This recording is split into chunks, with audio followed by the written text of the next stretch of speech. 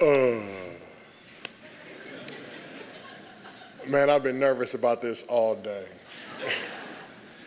I haven't taken one drink because I don't know, shaking. I'm fine with public speaking. Like, I talk to kids all the time, but to talk about myself, I get kind of like weird about it because I don't really like to talk about myself like that. So I jotted down some notes. And, okay. Okay, let me get this together.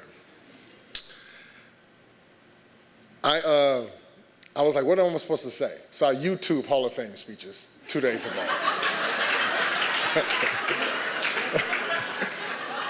I saw Shaq's and Allen Iverson's. Shaq, like 30 minutes long. I was like, I can't talk for 30 minutes. So I text Elizabeth. I was like, how long does this have to be? She was like, oh, keep it somewhere like 7-ish or whatever. I was like, oh, that's even a lot. But okay.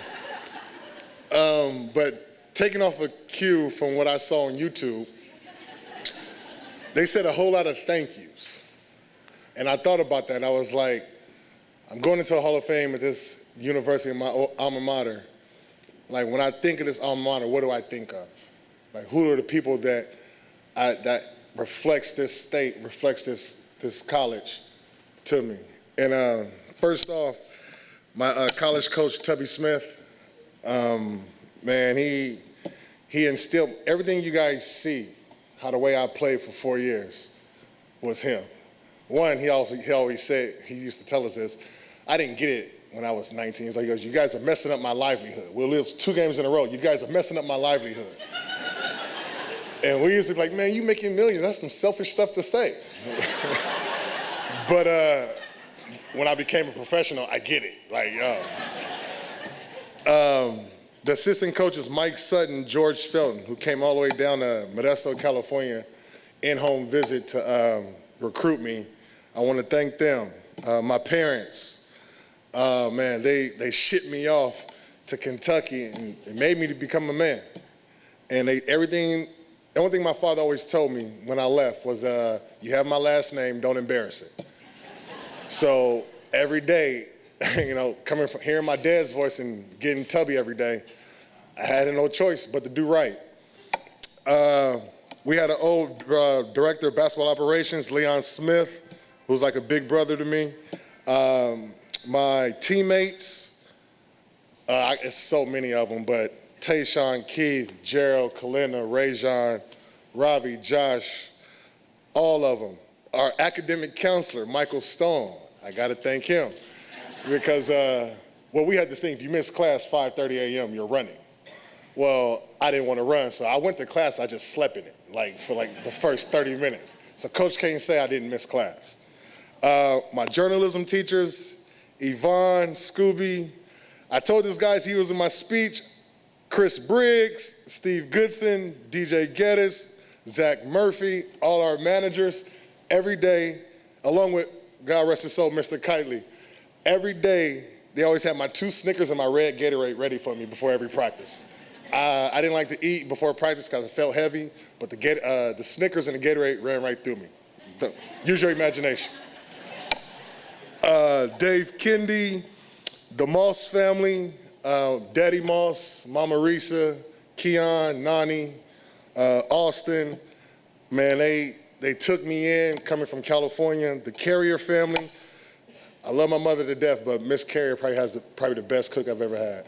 Josh's mother, she had the best food I've ever had to this day. I won't tell my mother that though. But also to Mitch, Barnhart, and Dwayne, I want to thank you guys so much for this opportunity. When I got the message, first of all, Robbie spilled the beans. I missed Mitch's phone call. I didn't check the voicemail.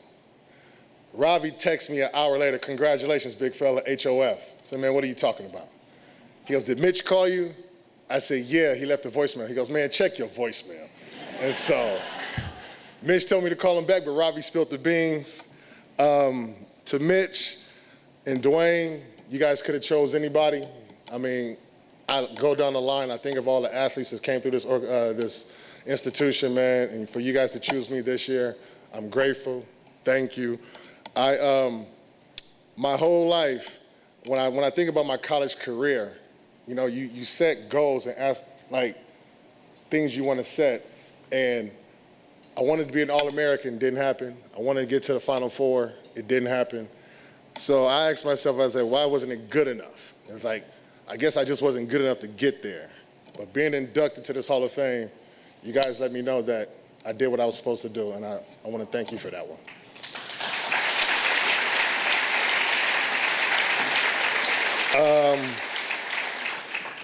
First of all, that highlight tape, you guys made it look like I had bounce. Like, I do not remember that much dunking in my life. I tell that to my son all the time, that daddy had hops back in the day. And I used to, man, side note, y'all see the hair? My hair was good, the good grain. Now I don't know where it's at. Sometimes I want to cry whenever I see my old videos, but I will. What can I say? The 4 years I had here, man, was special. It was really, really, really special. I was telling this to my wife yesterday, just driving on campus, driving around town. I can see this 18-year-old kid from Modesto just walking around, not knowing what's going to happen in the future, just happy for the day. And I was just happy to be there. I was happy to go to school. I was happy to have friends. It was just taking in the moment, and I can't believe it all came to this. And we're 11 years from my graduation year, and I'm in the Hall of Fame, and it's like, what did I do? Like, what did I do to deserve it? All I did was do what my coaches told me to do. All I did was do what my parents told me to do. But to see that I'm being able to be honored with this, I guess I did it right. And if I did it right, I'm okay with that. I am all right. Oh, my notes went away. And last, the conclusion, I got to send some thank yous to some people at my table. First, my wife. Baby, I love you. And I know you, well, I'm robbing the cradle. She's 4 years younger than me. So I know you don't know too much about this, but you've heard about it. With your support throughout this whole transition of me going into this Hall of Fame, me recently retiring, me taking a job in the front office. I love you to death, and thank you for your support, baby.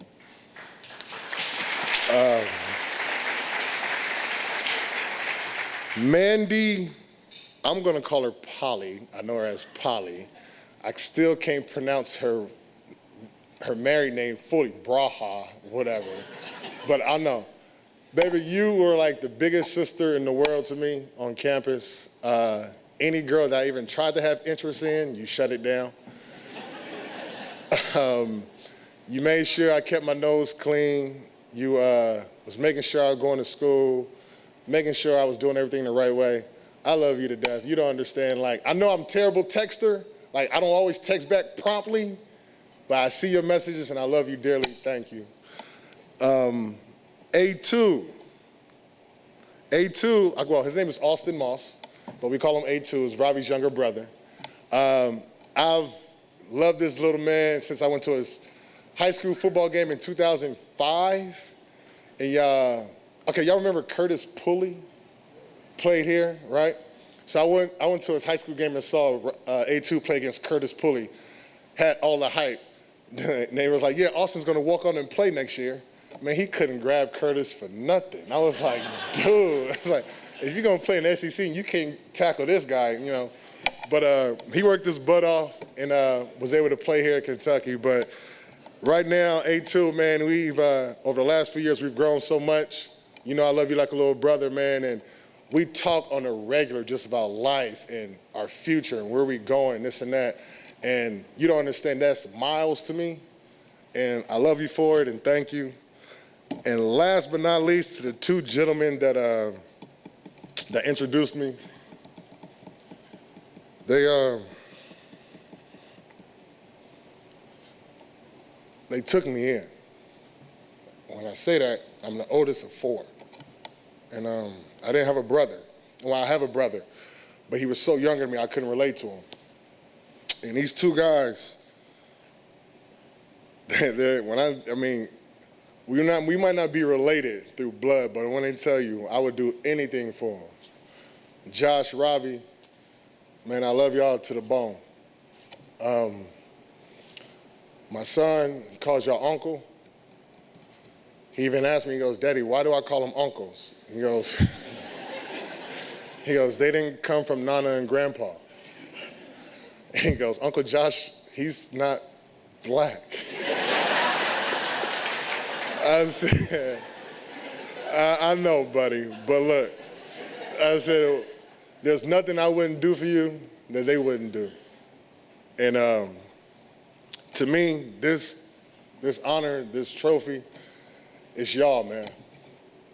I wouldn't have last. I would have gave up. When I think of Hall of Fame, y'all two are the first people I thought of.